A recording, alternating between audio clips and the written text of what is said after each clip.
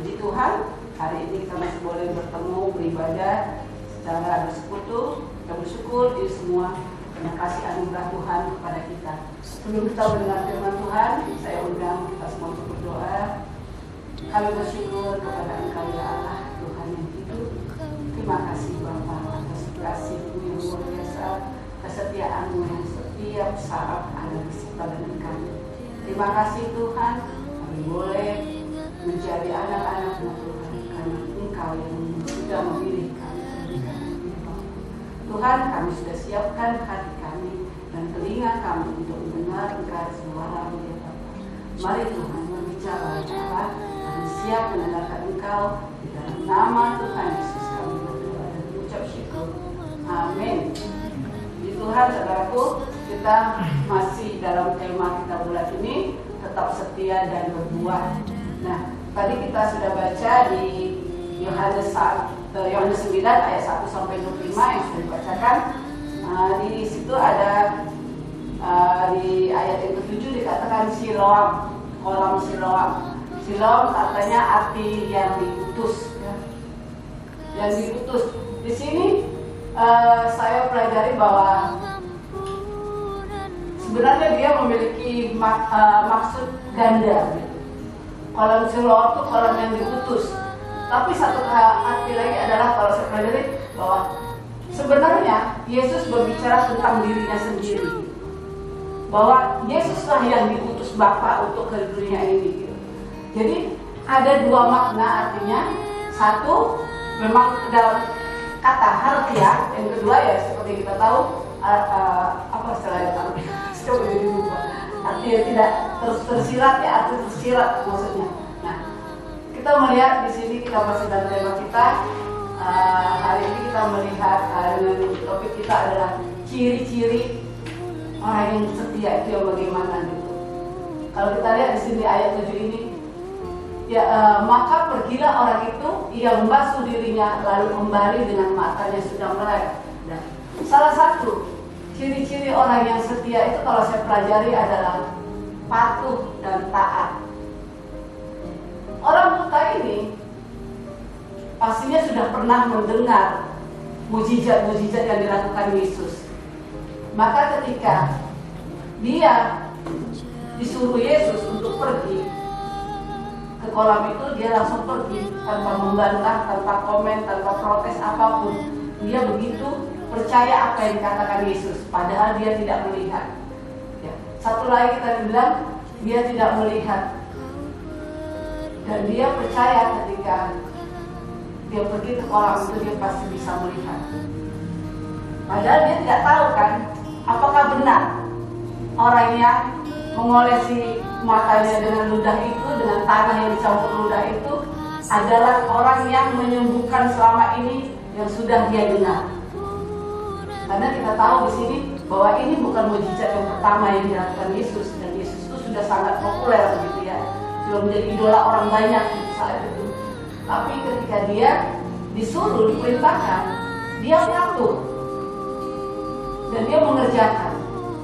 Dan kalau kita baca selanjutnya, maka ketika dia keluar dari kolam itu, setelah dia selesai membasuh, dan ternyata dia bisa melihat.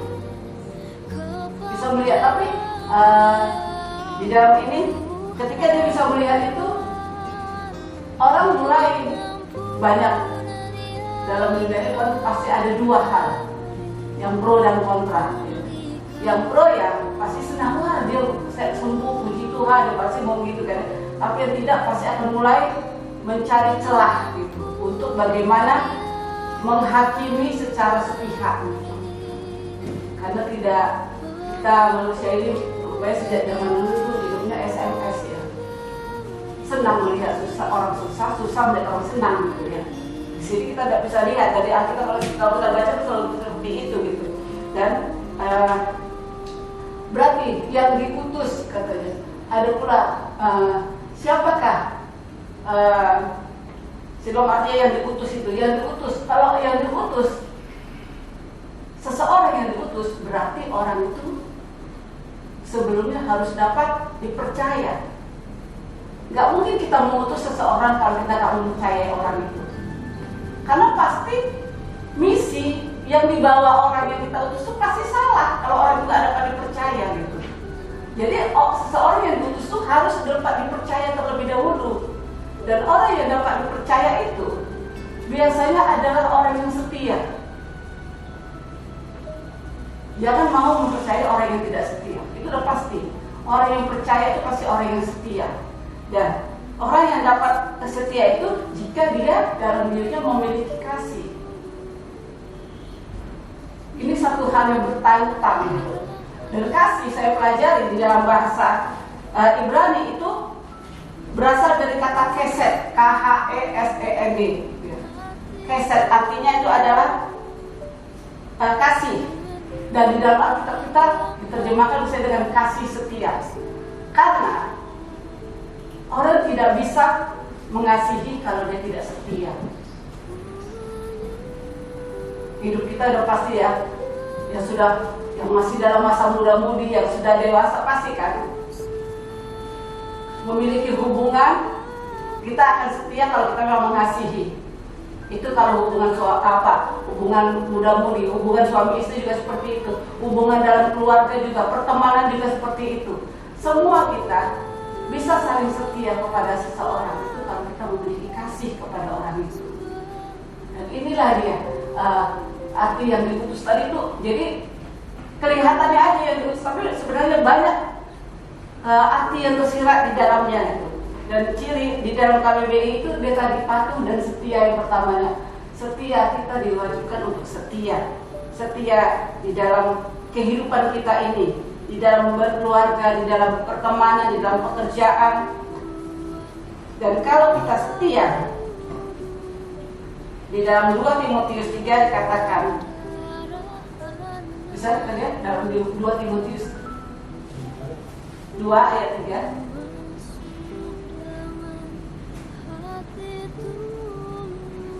2 Timotius 2 ayat 3.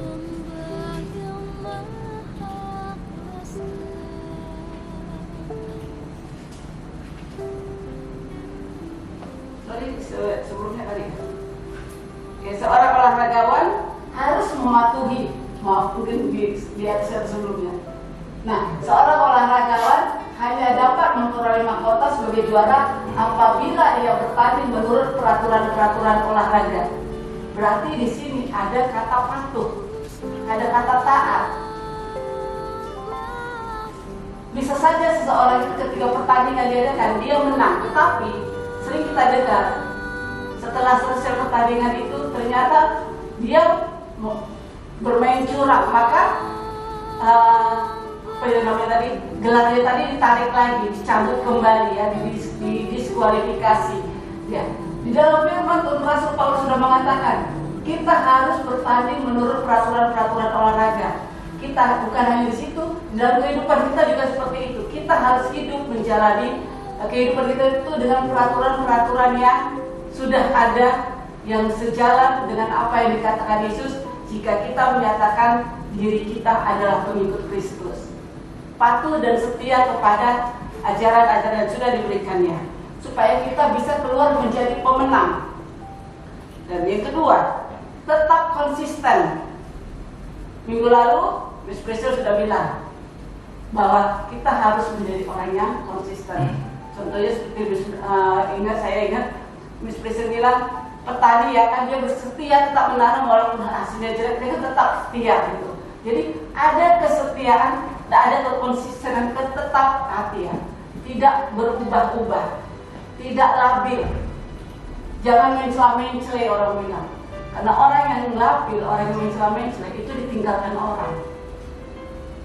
Tidak ada orang yang mau bergaul dengan itu, karena capek hatilah berteman atau bergaul dengan orang yang seperti itu.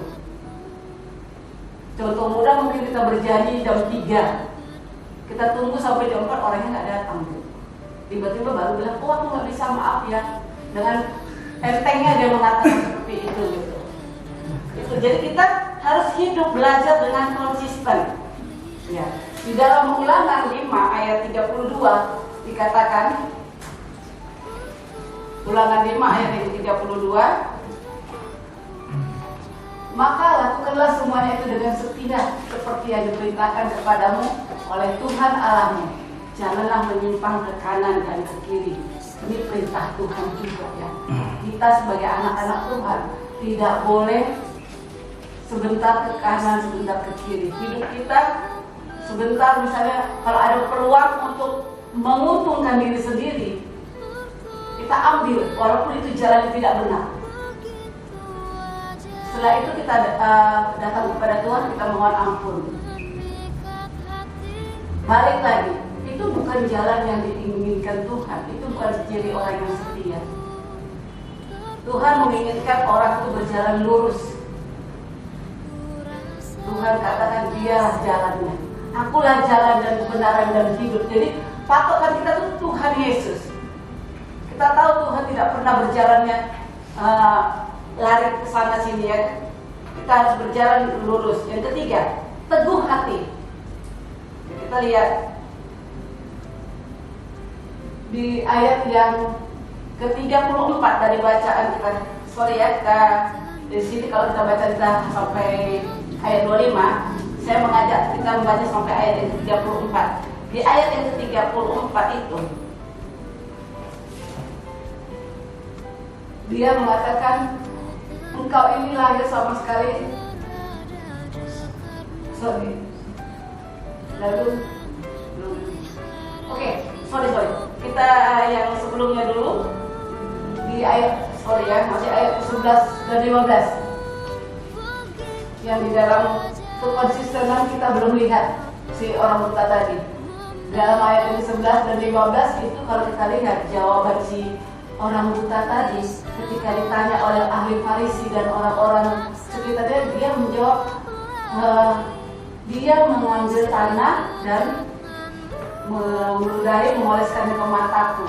Dia memberikan jawaban 2 kali dengan yang sama. Dia konsisten, dia teguh bahwa dia berkata seperti itu. Dan orang yang setia ini orang yang jujur dalam perkataannya. Dia tidak menambah-nambahi. Apa yang dia alami itu yang dia ceritakan. Di ayat 19 dan ayat 15 kita diulanginya lagi, sama halnya dia mengoleskan tanah. Itulah ciri orang yang setia. Yang kedua, teguh ya, konsisten, tetap konsisten dia, tidak berbohong dalam berbicara. Dia jujur, tidak menambah atau mengurangi. Apa yang dia terima itu yang dia katakan. Jadi dengan kata lain, ciri orang yang setia itu juga di dalam kesetiaannya, di dalam kejujurannya itu sudah tersirat kesaksian hidupnya. Karena dia berbicara jujur, tidak mau tambah menguranginya. Dia boleh menjadi panutan di dalam hal itu. Dan yang ketiga tadi, teguh hati. Si orang yang buta ini sudah dapat melihat, kita lihat kayaknya, dan ditanyain orang. Ketika ditanya, dia tetap menjawab begitu dengan apa yang ada. Begitu juga di ayat ke-34-nya. Tapi ketika kita lihat ayat 22, sebaliknya, orang tuanya yang tidak buta itu, malah orang tuanya tidak berani menyatakan bagaimana cara kesembuhan anaknya. Nah, kenapa si orang buta tadi ini dia berani teguh mengatakannya? Karena dia sudah memiliki iman. Dia tidak peduli lagi. Padahal ya dia diusir dari sinagog itu mungkin dia, kalau waktu itu ya, karena kejadian ini adalah hari Sabat. Bisa jadi kan mereka dibawa ke gereja. Ya. Intinya kalau di sini dikatakan dia diusir, ya. Lalu mereka mengusir dia keluar.